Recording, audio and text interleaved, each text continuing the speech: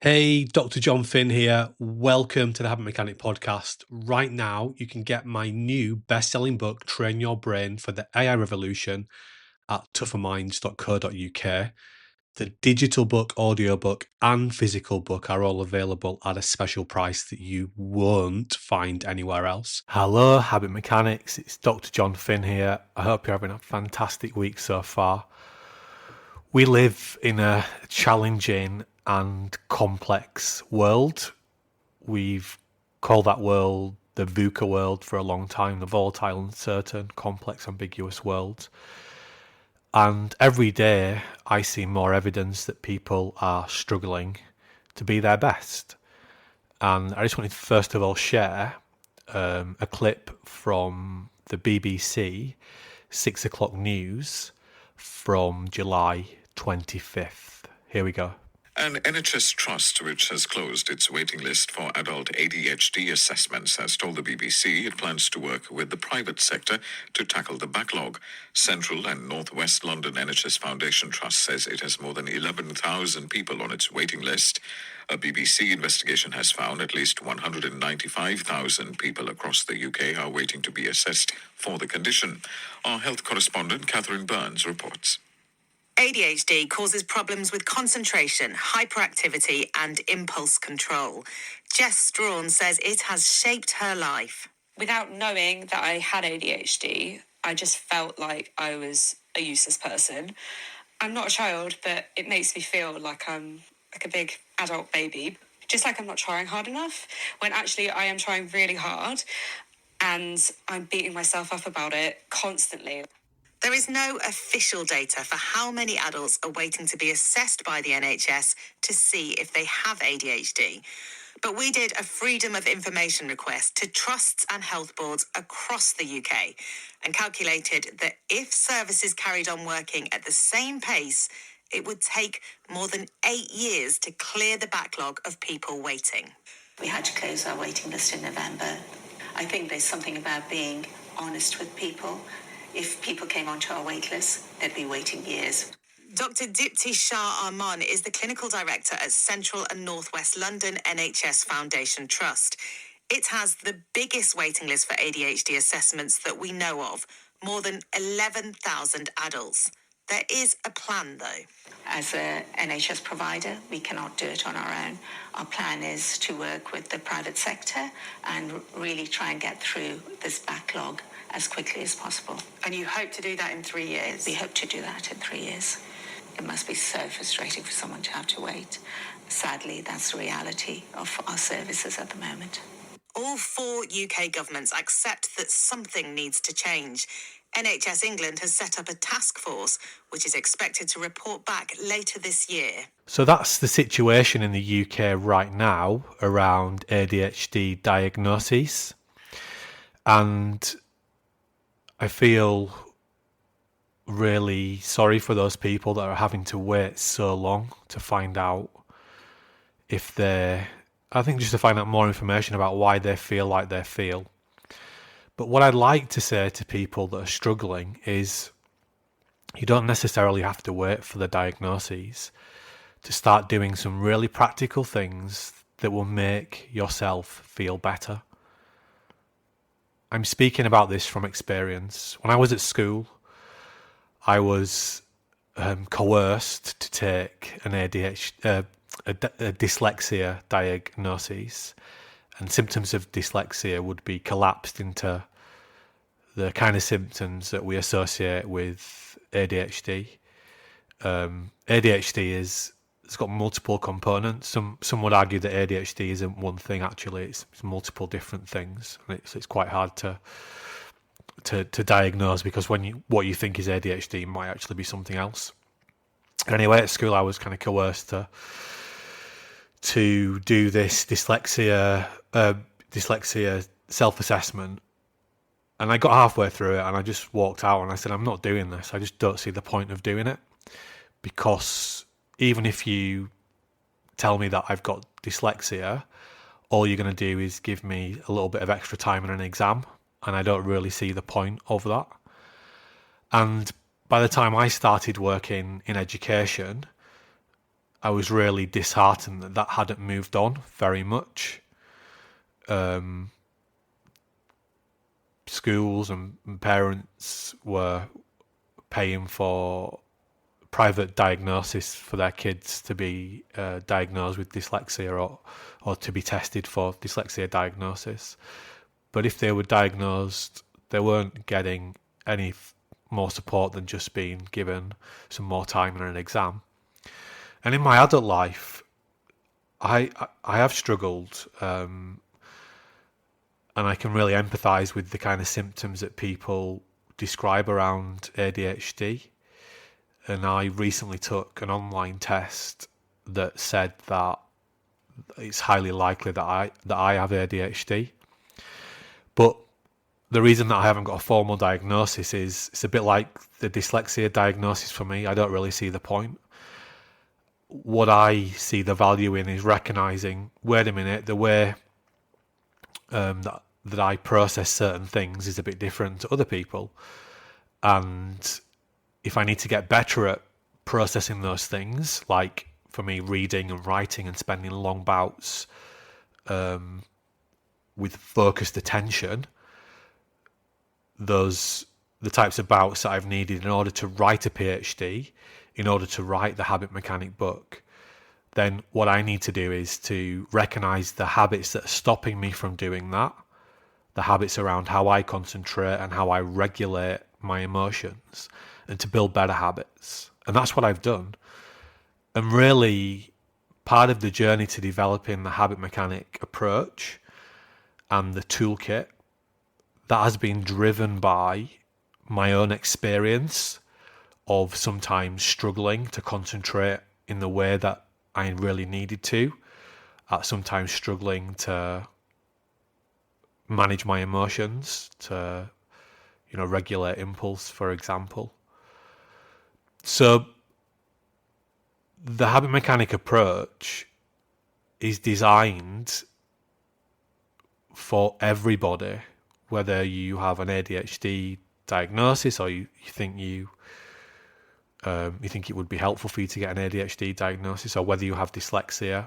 And on that point, it's really interesting that just a few weeks ago, completely out of the blue on LinkedIn, someone added me into a message, and this guy had actually written an article about how the Habit Mechanic book had transformed his understanding of his own dyslexia. I don't know that person. He just bought the book, and of his own volition, he'd written this blog just saying it's completely transformed how he thinks about himself. And we've seen that time and time again. We hear this term neurodiversity a lot. Neurodiversity simply means neurons, brain. That's how we refer to brains, neurons, because they're a set of neurons, are diverse. So brains are diverse. Nobody's brain is the same. Everybody's brain is different, because everybody has slightly different genetic material, and plugged into that is everybody is practicing different things all of the time. And we get good at what we practice. I think the thing that we often struggle to understand is that we don't just get good at practicing the physical things that we do. We also get good at practicing the psychological things that we do, like beating ourselves up, like not focusing, like not regulating our impulses. And we hear this language about attention a lot. We hear the term attention economy, and we use that because it's kind of common parlance. Obviously, we have diagnosis for attention deficit disorders. But what I would say is that it's not actually about your attention, it's about your emotions, because emotions come before attention. It's emotions that are the immediate biological signals that drive your attention. And if we actually want to get better at managing our attention,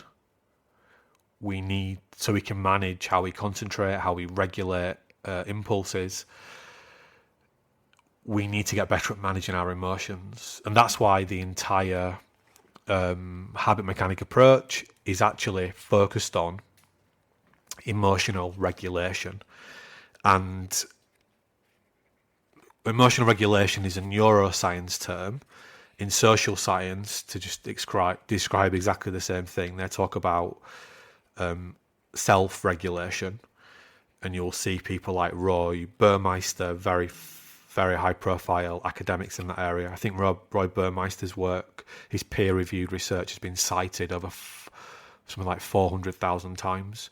He's a seriously big hitter when it comes to psychological sciences. And actually, I just want to turn to a page. I have the Habit Mechanic book in front of me here. I just want to turn to a page where I talk a little bit about Roy Burmeister's work. And I'm going to go to chapter.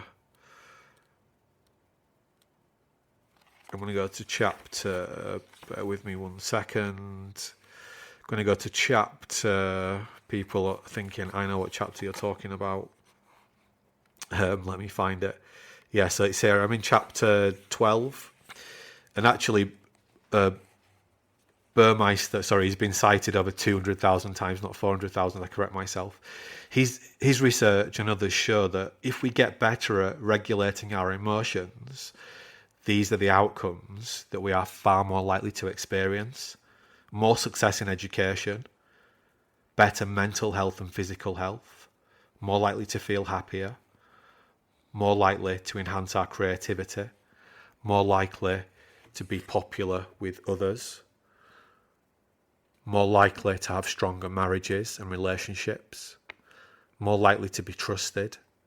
We'll have fewer drinking problems and addictions. We'll be less likely to commit crime. We'll be less likely to be abusive to others. We will live longer and we will enjoy more successful life. So they are findings from, and let me just go back, this is not one study. This is Burmeister and other leading scientists' lifetime work. So he's had over 650 publications and he's written 40 books. So what the habit mechanic approach is all about, it's about getting better at recognizing and regulating your emotions. And if you're thinking, okay, well, how do I do that? Well, that's what, as I said, the whole approach is about. But what I would suggest that you do is if you go to chapter 17 of the Habit Mechanic book, and remember you can get a free copy, physical copy of the Habit Mechanic book on our website. If you go to chapter 17, I just want to find the exact page number. I know what it is roughly. Yeah, so it's page 174, and you will be able to do the in-depth habits reflection. The first question on that is, I give into temptation and act impulsively. If you always do that, you score yourself a 10.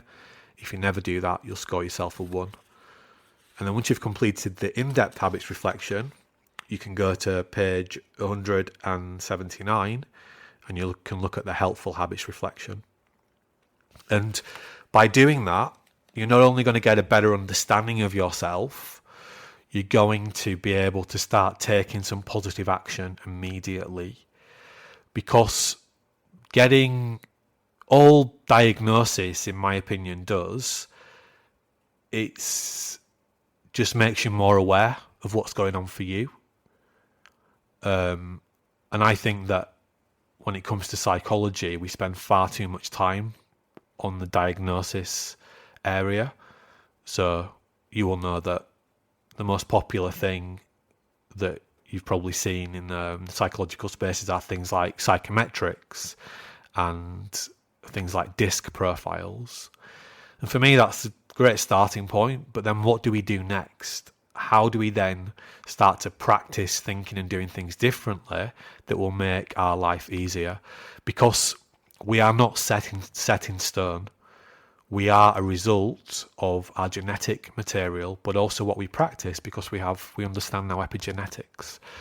Even our genetic material is malleable.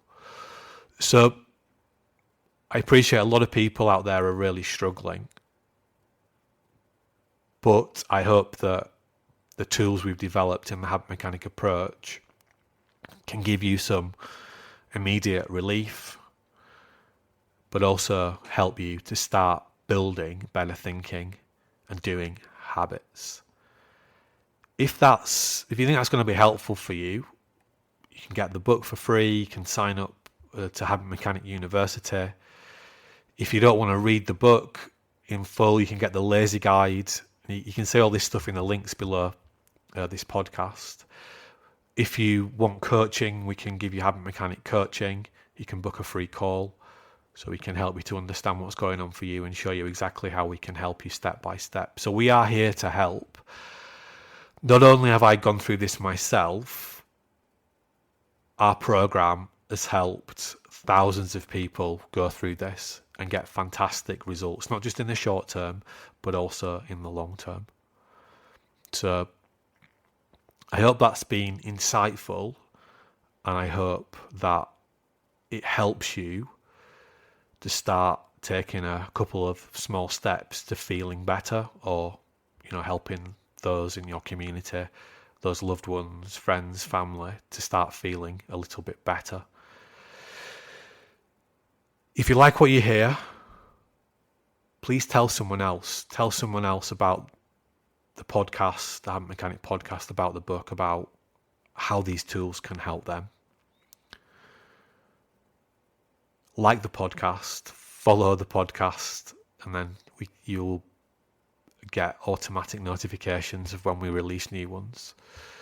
So thank you for listening, and remember, you're only ever one habit away. Thanks for listening to the Habit Mechanic podcast. If you liked it, please subscribe and tell someone else about one of the ideas or insights that you found most interesting.